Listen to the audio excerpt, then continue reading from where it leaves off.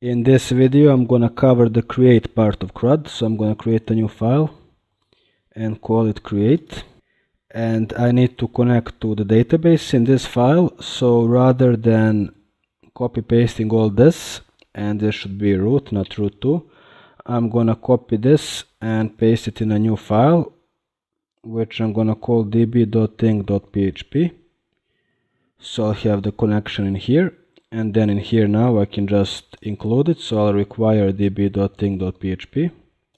And to create or insert is just that basic SQL query, but it has to be a string, so I'm gonna have a variable here called q for query, and that's gonna be equal to insert into users, and I'm gonna insert into first name and last name and email, pass, and drag underscore date values, and the values are gonna be John and Doe, and the email can be johnd@gmail.com, and you can pass those MySQL functions in here, no problem. So I'm gonna say SHA1 here and pass in here. And now for reg date, and to execute this query I'm gonna have another variable called r for result, and I'm gonna say here MySQL I underscore query, and the first argument is the connection, so dbc variable, and the second argument is the query, so q. And this can be a literal statement, so I can copy this and paste it here, but it's much cleaner like this.